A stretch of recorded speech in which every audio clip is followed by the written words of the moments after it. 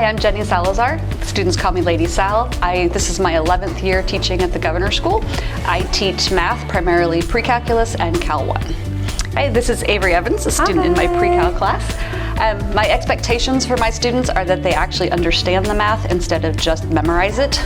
I want them to know why they're doing it, not just how to do it, but that requires them actually doing their homework and coming to office hours and participating in class. Averi.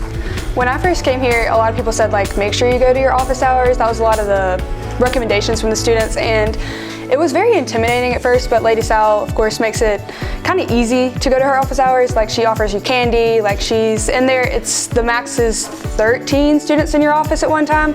So, I mean, there's people all over the floor. They're at her desk or at her table with the folding chairs outside the office. So, I mean, like, she makes it really easy to go in there. She gives you candy.